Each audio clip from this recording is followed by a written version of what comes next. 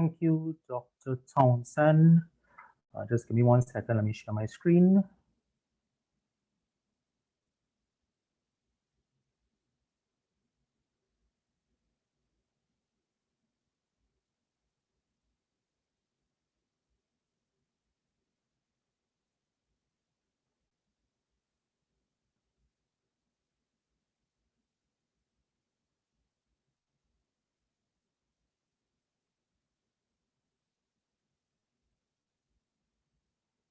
All right, great. All right, so thank you again for the introduction, Dr. Townsend. Thanks for having me. Going to talk a little bit about what we were able to come up with in our little workshop on road transport safety. Um, I think is an opportune time to remind everyone that this week is actually the UN Global Road Safety Week. So this is an ideal opportunity for us to talk about road safety.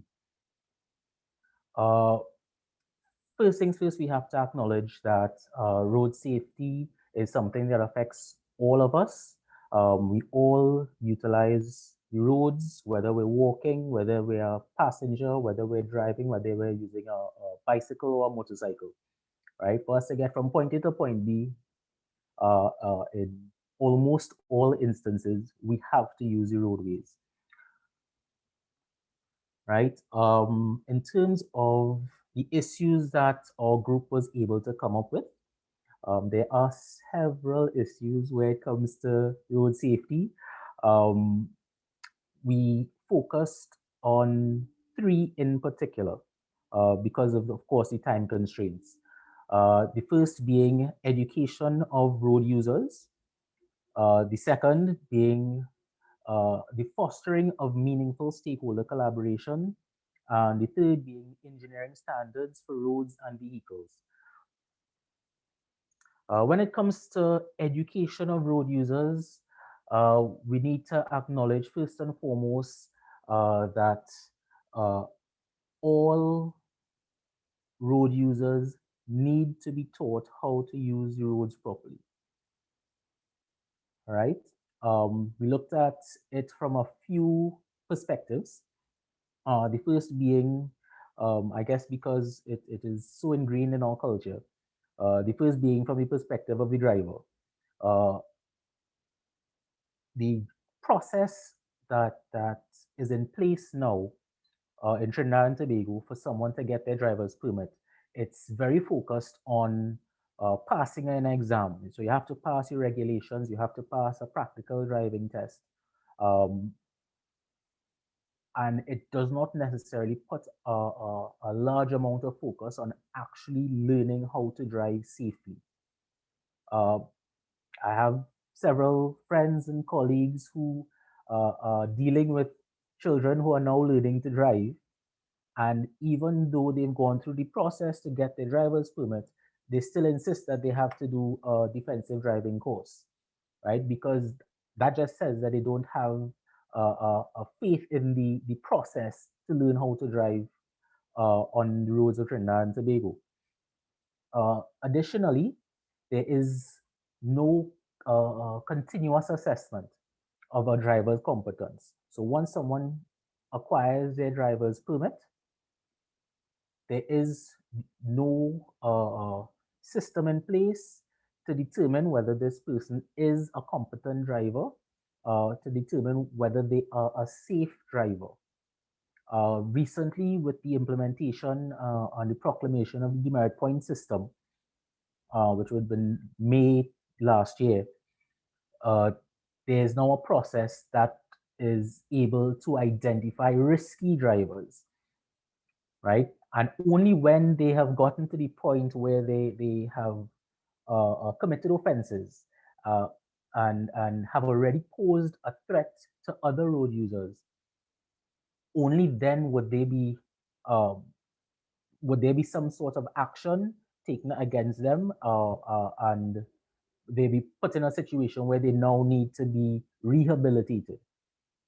what we're seeing coming out of this group is that uh, that is a major problem, because you have drivers who are, whether for the reason of uh, uh, not knowing or not caring, doing the wrong things on the road and posing a threat to other road users. The third problem that we've identified is that there is a disconnect between what road users are taught. And again, it kind of ties back to the first point a little bit. But there is a disconnect between what road users are taught uh, and what is actually required for someone to use the roads. So, for example, uh, I always give this story. At Arrival Live, we go out to various schools. Of course, this would have been before COVID. Go out to various schools from preschool straight up to tertiary level students. And one of the questions we always ask is, how do you cross the road? As simple as that is. How do you cross the road? And 9 times out of 10, the responses are you look left, then right, then left again before you cross the road. In Trinidad and Tobago, if you attempt to cross a major road, the first car that's going to hit you is going to come from your right. Right? The reason for that is that we drive on the left side of the road. But unfortunately, we've learned from the United States of Sesame Street that we cross the road by looking left, then right, then left again. So what we are taught is not necessarily what we should be doing. So we need to actually make some efforts from the basic, from the lowest level, from the most basic level, to teach the right things that are appropriate to our territory, right?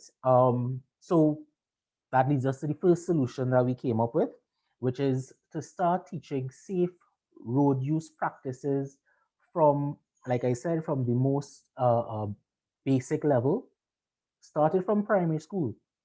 I know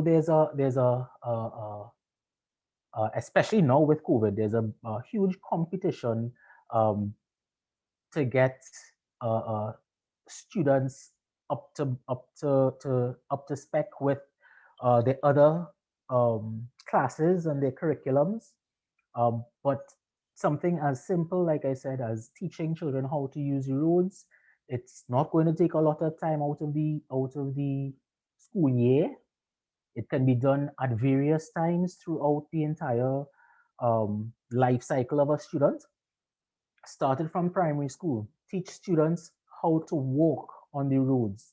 As they get older, you teach them how to cycle on the roads, right? We have several roads in Trinidad and Tobago where we may not have pavement or proper sidewalk, right?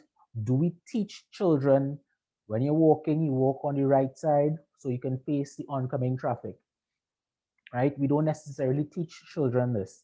Of course, if you start teaching children at a young age the safe techniques, the safe ways in which to use our roads, uh, it would organically, it should translate to safer drivers, right? Because you already have student drivers coming into your system who would already have a base knowledge of what the safe things to do on the road are.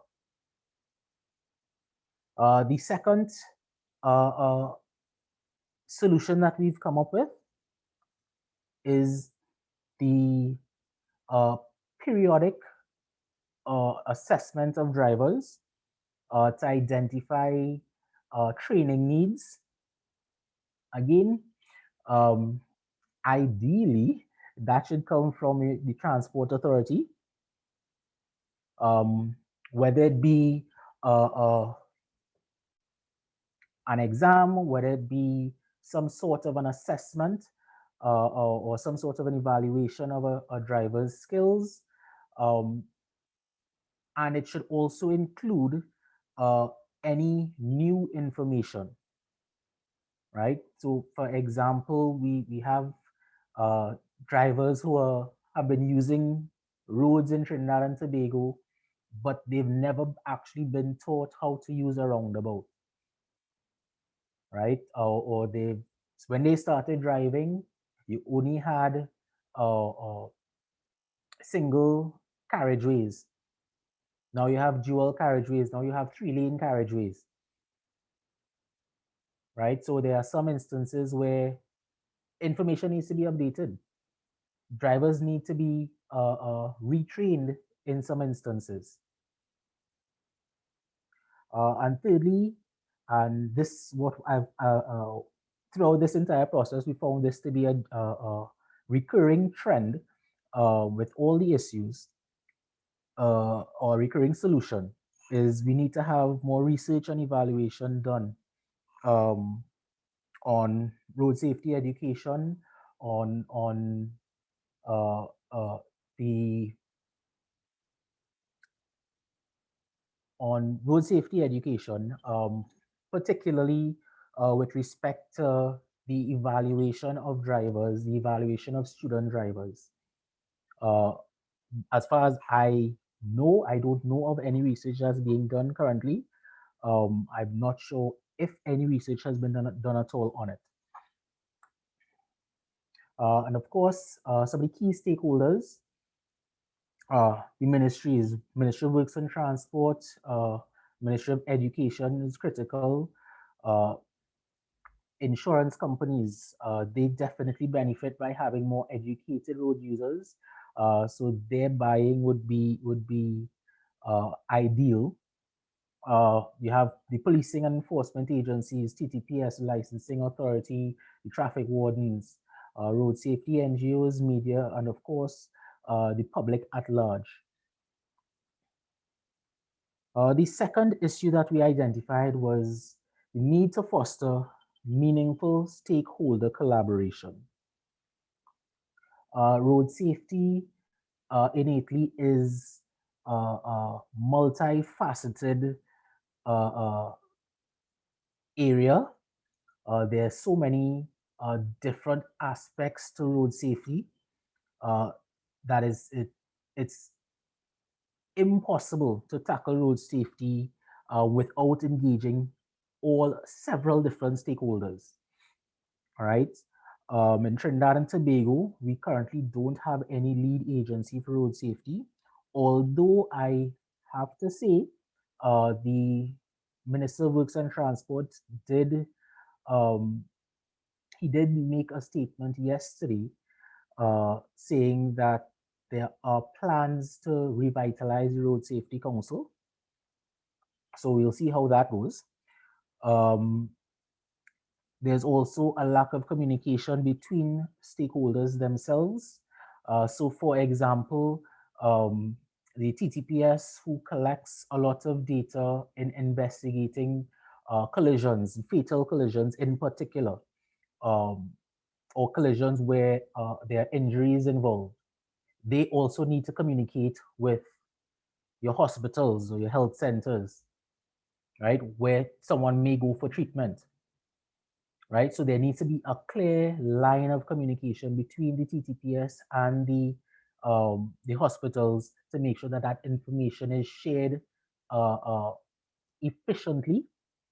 Uh, and again, that information, that data would help guide some of the decisions that the TTPS may need to make in terms of where they should target enforcement or what times of the day they should be targeting certain types of enforcement.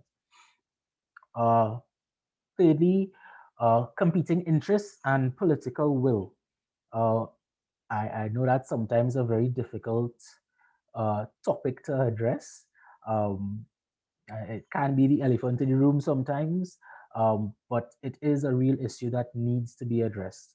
Uh, there are times, particularly, we know with uh, uh, the cycle of government every 5 years, um, there may be situations where short-term targets or short-term goals are put in place specifically to garner political support.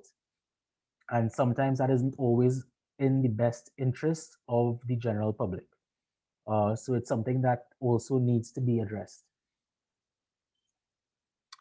So first things first, uh, to foster meaningful stakeholder collaboration, we need to have a clear transportation policy with long-term action plans and measurable targets.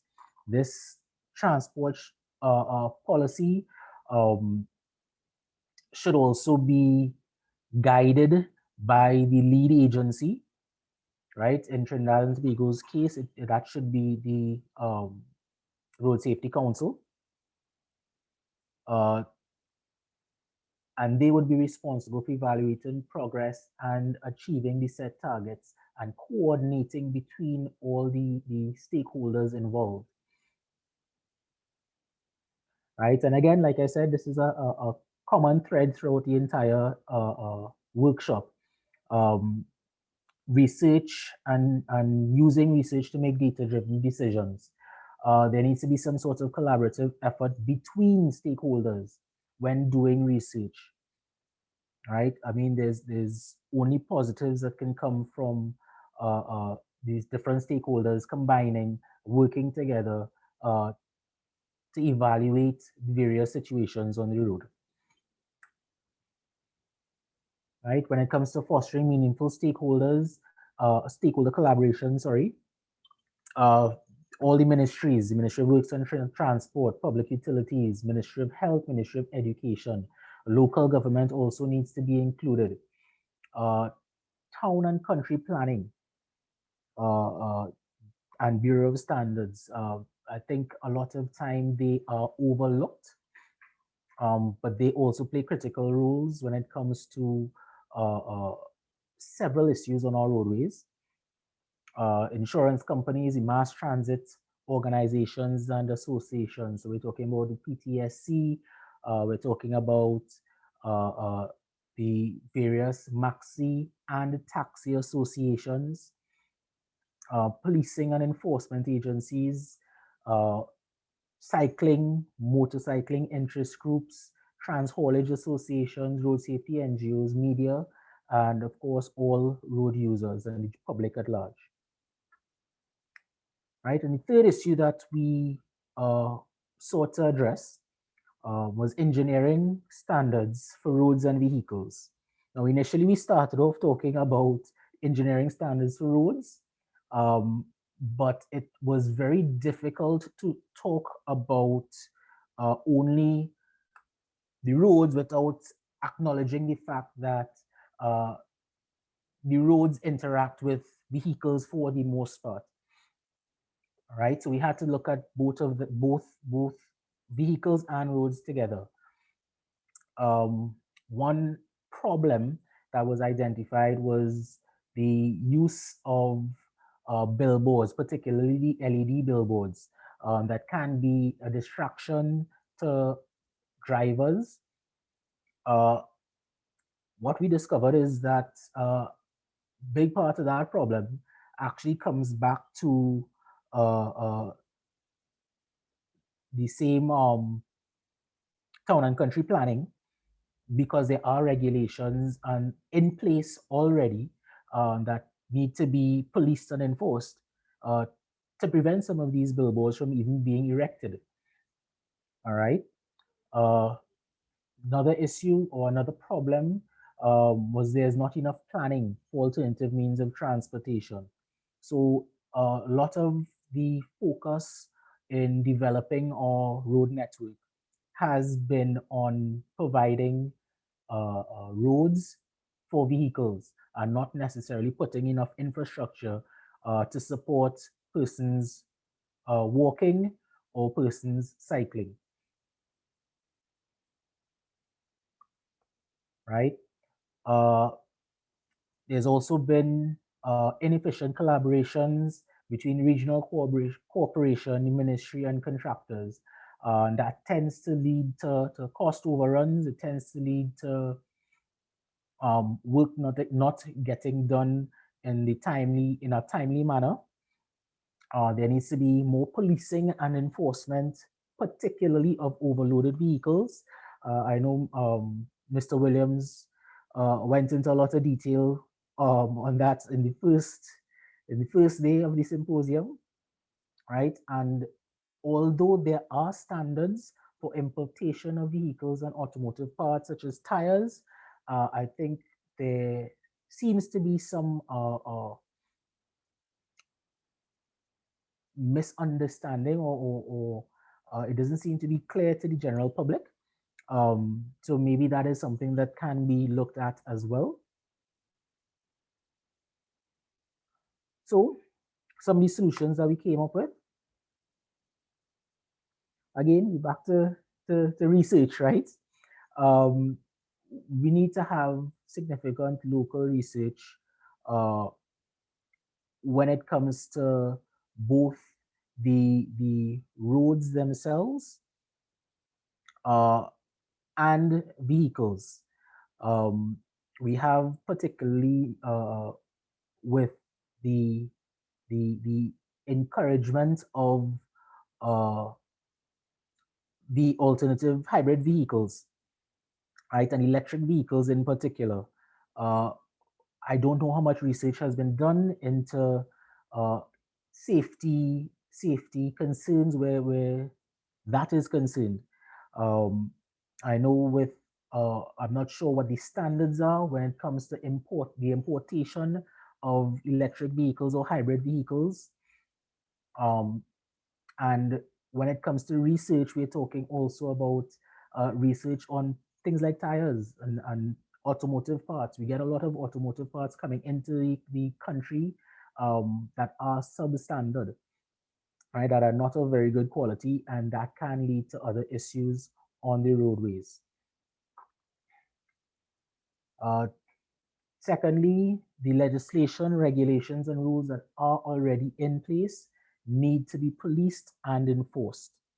Uh, I use the example of the billboards. Uh, they are a distraction to drivers, but in a lot of instances, the billboards are on private property. There are bodies in place, there are regulations in place when it comes to town and country planning that need to be enforced to reduce that risk on the roadways. And thirdly, project management and maintenance of and a maintenance scheduling system should be evaluated regularly to reduce cost overruns.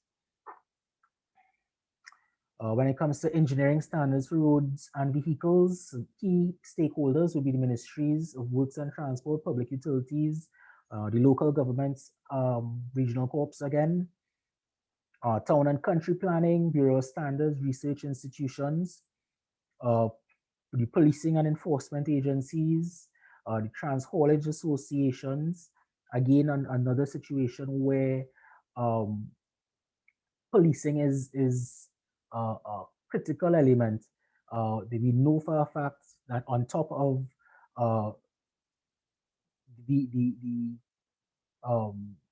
the weight, the axle weight on vehicles being higher than what the roads are engineered to handle, right? On top of that, we have situations where vehicles are transporting loads way in excess of what they should be, you know. So having those weigh stations out there, those portable weigh stations to be able to periodically check and police and enforce the necessary laws that are in place.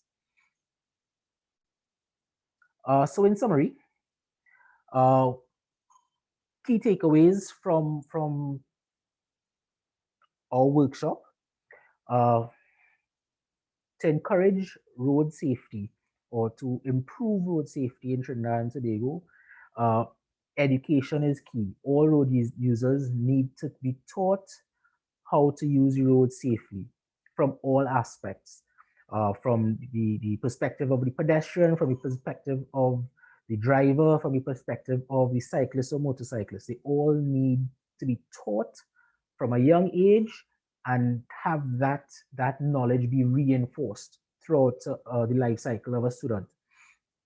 Secondly, having a key lead agency for road safety is critical as well. The lead agency, the Road Safety Council, would be able to drive that national transportation policy. They'd be able to keep it focused. They'd be able to do assessments and evaluations periodically to ensure that we are on the right track. Thirdly, uh, we have to always consider the safe interaction between roads and vehicles when we're talking about safe transportation. Additionally, we also need to consider the interaction between vehicles and uh, non-motorized transport. Uh, Lastly, research. We need to have research being done, not just being done, but getting into the right hands to have a situation where we are making more data-driven decisions when it comes to the safety on our roadways. Right? That brings me to the end. Do we have any questions? Thank you very much, Jerome. And there are a couple of questions in the chat, but what I will do, I will, in the interest of time, we will move into our next presentation. You'll be able to see those questions in the chat, and perhaps you can sure. get some answers to them. But thank you so much for that presentation, all encompassing into the road transport safety. And of course, you will have another chance to speak in some more detail at our plenary session. Right now, I want to move right into our next session, where we deal with private sector participation in public transport services. And that one will be led, the moderator in charge of that one would have been Catherine Agong, one of our PhD students on campus here. Catherine, can you now start to share your screen and unmute your mic? And I'm seeing you, great. So here's Ms. Agong.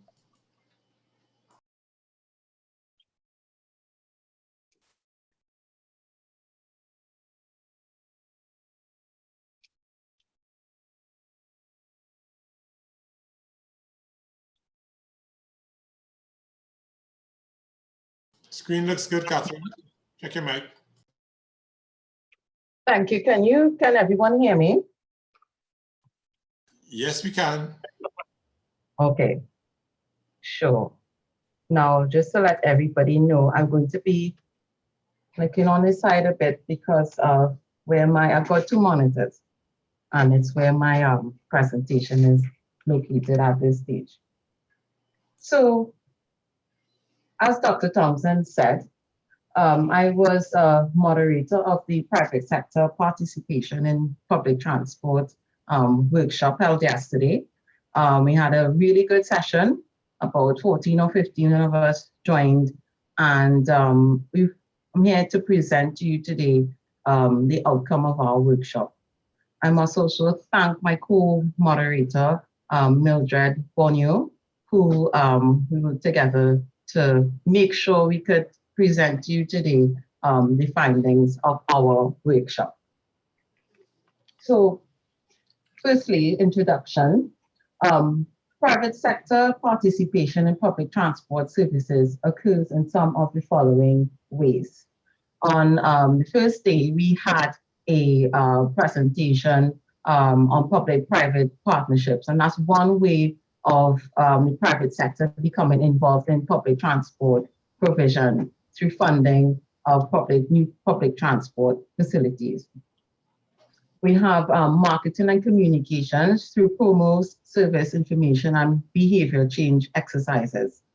Also things like passenger user groups, which are formed for monitoring of public transport services and for generating advocacy to make sure public transport services meet the needs of the particular user groups and the wider community.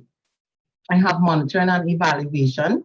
Quite often in other jurisdictions, the private sector gets involved in the assessment of performance of recently implemented or newly implemented facilities and services in public transport.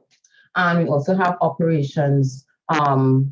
Like we know here in Trinidad, we have a lot of privately operated taxis and maxi taxis, and other private sector involvement in operations sometimes includes things like training, recruitment, network management, and providing bus services for persons with disabilities. We also have pricing and fares. Many of us have traveled overseas and have used things like travel cards and have paid with our credit cards, and the back-end payment processing that takes place is quite often handled by the private sector. Policies and plans, transport planning, consultancies engage with the public sector to develop plans and policies for the future of public transport. And of course, maintenance. There's people needed and cleaning companies needed to keep the bus shelters clean, do sanitation of transport hubs, maintain signage and things like that. So as I indicated earlier, our workshop highlighted some of the key issues under the private sector involvement in public transportation.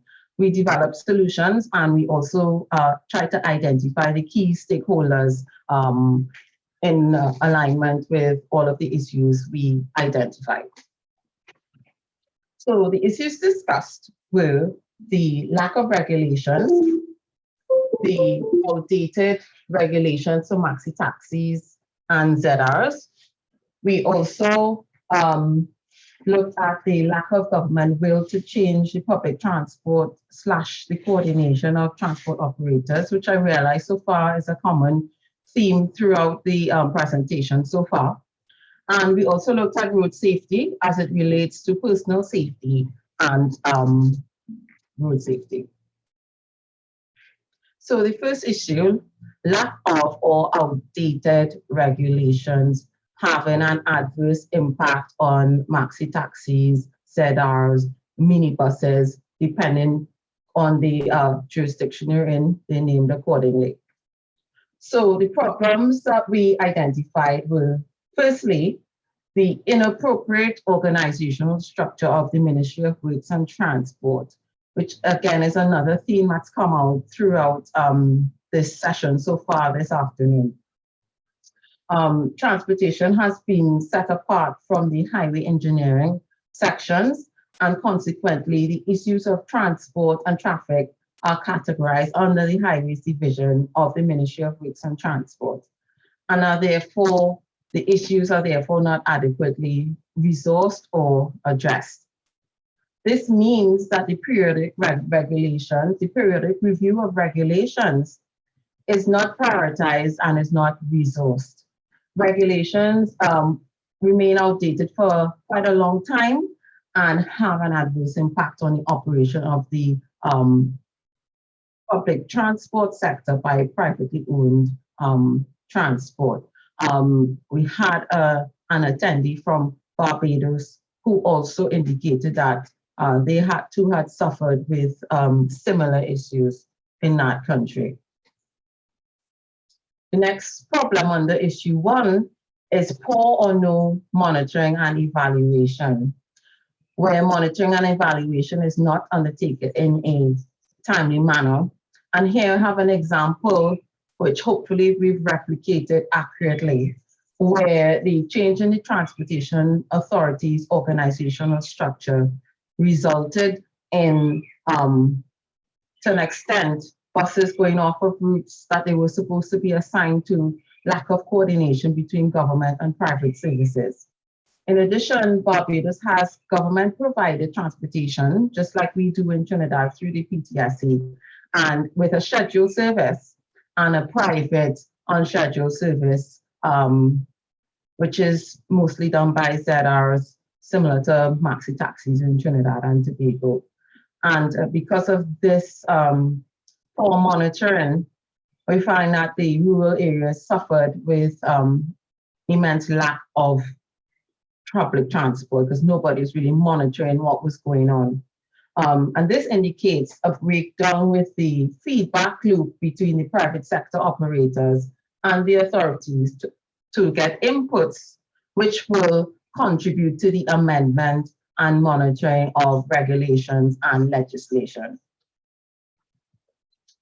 The next problem we identified under issue 1 was the lack of suitably qualified human resources. There's been a proposal advocated for many years for transit authority, but so far there's a lack of suitably qualified human resources to fill roles of a transit authority. Therefore, at the moment, there's very little staff to properly undertake the tasks of drafting and updating regulations, which are fit for purpose for public transport, I must add.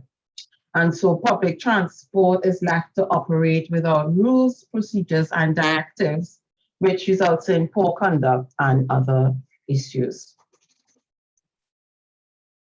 So we've moving on now to solutions with regards to the lack of regulations. Number 1, transport needs to be identified as a separate identity. The organizational structure, arrangements of the Ministry of Works and Transport needs to be disaggregated to ensure that there's a department responsible for transport. And for those who are based in other countries who are on this meeting today, it might be mind-blowing that there's no single authority, there's no single department who is responsible for all aspects of the transport sector, be it road safety, be it ITS, be it being transport solutions. And, you know, this is something that we see could solve a lot of the problems, particularly with the outdated and lack of regulations. Number 2, implement regulations and associated legislation to monitor and evaluate these. So constantly being monitoring and evaluating the impact of legislation and regulations for the public transport sector. Number 3, education and training of appropriate staff to undertake roles at a transit authority. And number 4, decentralization of transport responsibilities, i.e. transferring some of the powers to local government. So this will allow, in our opinions, greater participation of those local business community members in providing input into how they want their local public transport system to operate in order to meet needs and to facilitate growth in economic productivity. And if a transit authority were to be implemented, it would be useful to have representations of staff from that transit authority seated in each municipal corporation. The stakeholders that are necessary for this to happen are the maxi taxi operators, the Ministry of Works and Transport, the University of the West Indies, especially for data collection and education, the Association of Professional Engineers of Trinidad and Tobago, which does have a transport subcommittee, the Ministry of Legal Affairs for obvious reasons, and the officers responsible for operating the public transport network. And of course, local government and municipal corporations.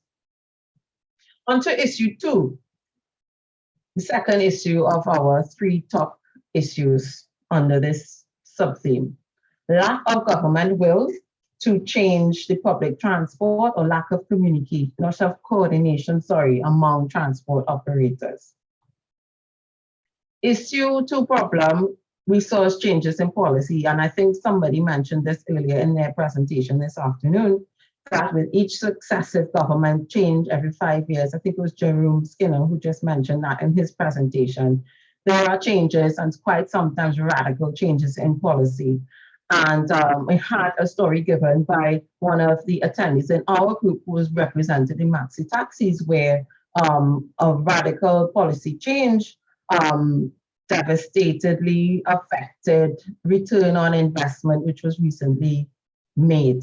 So this here we see as a quite detrimental impact on a privately operated public transport sector. And obviously, because this investment was basically made to be worthless, it did affect and set back the development of the public transport system. Next problem, no data collection. We've heard this many, many times this afternoon, how important it is to collect data to make data-driven decisions and to inform solutions for public transport. The planning and data collection is not prioritized at all, and this could also be linked to the lack of resources who have that sole responsibility to periodically collect data. And to quote one of our attendees, the main focus is quick turnaround of projects with high visibility. Issue 2 problem is the government dismissal of private operators. And what I mean by that is the private operators felt that their views and their suggestions weren't being listened to and weren't being considered before they were dismissed. Next problem, no administration of the public transport sector. It has never been seen as important, which is a quote from another one of our attendees. And the policies are developed with only the car drivers in mind, meaning it's mostly people who have a car mentality who try to develop policies. And obviously, we are where we are right now. No one guarantees a safe and efficient transport of passengers. So solutions. Number 1, we felt that the public needed to be educated to foster creation of pressure groups and advocacy groups, even down to the man on the street, which is another quote I'm borrowing from one of the attendees of the workshop yesterday, to simplify communications so that technical language is sort of translated into everyday speak, so that the man on the street could be educated and could start advocating for themselves for better public transport services, and to also engender buy-in to any proposals that are put forward for changes in the public transportation sector. There needs to be an advocacy group to lobby for safe, easily accessible and convenient public transport. And I see this as a way of public sector involvement in public transport, private sector involvement, in public transport. Number 2, collection of data to support suggestions made by the private sector. Perhaps that would help government officials have buy-in and not immediately dismiss proposals made by the private operators of public transport. So if we collect data to support the proposals and suggestions we make, that could be a solution here. And the formal mediation between government and private sector organizations, we all know what that means. Number 4, development of a transit authority, administration of the public transport sector, which would have responsibilities included but not limited to planning of routes, oversight of schedules, and fare collection and fare designing, as well as education and training of appropriate staff to undertake the rules of the transit authority. The key stakeholders here we found were private sector, built environment professionals like the transportation planners, the transportation engineers, the road safety engineers, the architects, urban planners, town planners, professional mediators who can sometimes bridge that gap between government officials and private sector transport or operators. So help translate and help reduce that incidence of proposals being immediately dismissed by government officials. as I said, paratransit operators, the Ministry of Works and Transport, the Public Transport Services Corporation, and the University of the West Indies. I have here for data collection, but also for advocacy and analysis and education.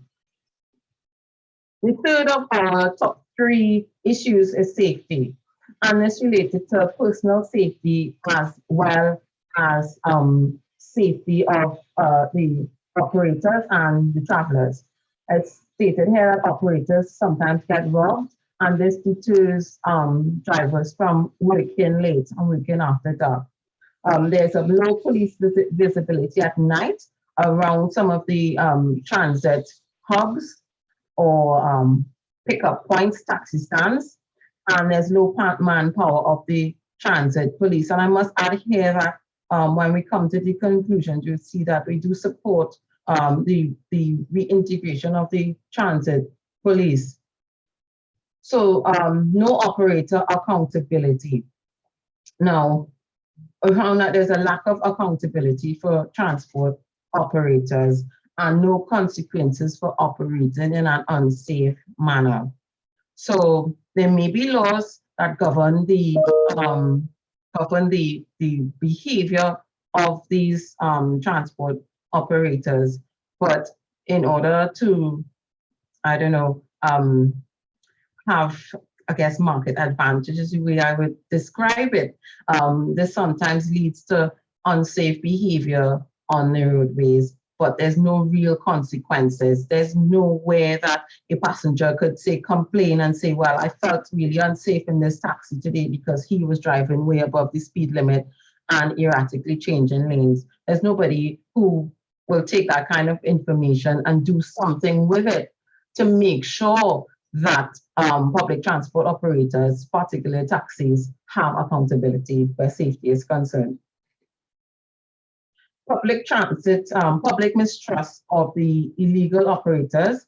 We have a lot of private hire, illegal PH taxis on the roads these days. And because of that, it results in public mistrust of the operators, quite often due to poor conduct on the roadways, as I mentioned earlier. Poor driver behavior is also another thing that we highlighted as a problem with regards to safety. Road safety problems are caused by behavior of drivers hustling for business, and I mentioned some of the ways that's done before. Solutions. Number 1, upgrading the transit police service to improve recruitment and contractual arrangements and contractual engagement. It was said, it was reported in our group that when the transit police was started, they were staffed by retired police officers and then people who were hired, very young people who were hired on month-to-month contracts. And we felt then that there wasn't any, that person felt that there wasn't any real buy-in from the government to support these operators by providing them with more sustainable contractual arrangements to help them to stay. So a lot of them left. More funding for the police to work after dark or the use of private security firms, the creation of transit hubs and established integrated routes to avoid travelers venturing into secluded areas. This reduces the distance between stops. And we also want to see relocation of some taxi stands, shorter transfers, and transfers with natural surveillance, because sometimes transferring from a taxi to, say, a maxi includes a walk in an area which might be considered secluded, unsafe, poorly lit, and all the other things that relate to one's feelings of personal safety. We also found that the use of ITS, vehicle tracking, in vehicles, CCTV cameras on the main routes and other corridors would be useful solutions where safety is concerned. And it felt like the private sector could get involved here by investing in the system and collecting any revenues that may be generated from things like red light, camera running, speeding, any kind of personal safety problems that incur fines and things like that. Number 2, clear identification of taxis using a color-coded system. Number 3, a transportation plan that clearly defines short, medium, and long-term plans. And number 4, training of public transport operators and drivers. The stakeholders who can help here with safety are the Ministry of Works and Transport through, say, a transit authority, the Ministry of National Security relating to transit police and other security issues, private sector security firms, as well as public transport operators. And to summarize, we believe these are some of the key issues with private sector participation in public transport services. We've identified the solutions as well as key stakeholders. They've also been identified. Thank you for listening, and I'll now take questions. Over to you, Dr. Townsend. Thanks a lot. And there are many questions in the chat. We will not have time for all of them, but I do have one quick question, which is, how best do you think we should increase private sector participation in public? First of all, do the committee feel that it's something that it should be increased, and if how best should it be increased? Yeah, I think it should be increased to take some of the burden off the government providing these things themselves directly. And I think it can be increased once the public sector see that there is a financial benefit to getting into that form of business, financial benefit, but also community benefit as well. I think that is the way these things are packaged for presented to the private sector as opportunities will help definitely create opportunities for real opportunities for private sector to get involved in different aspects of public transport.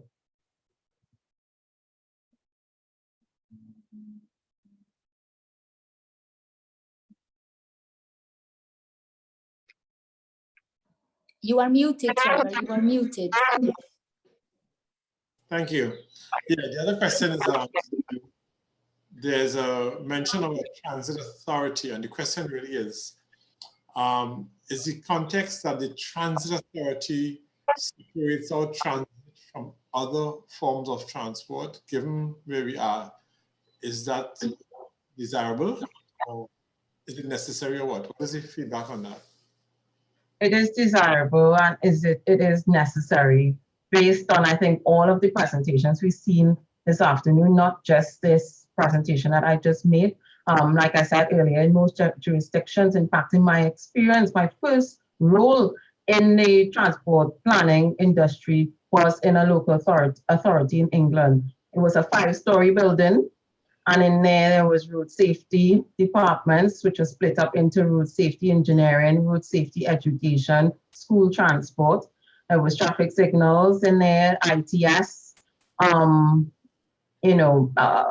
infrastructure design, but a whole massive building with only transportation professionals on each floor. And I think people don't realize how much that is sorely lacking in Trinidad and Tobago.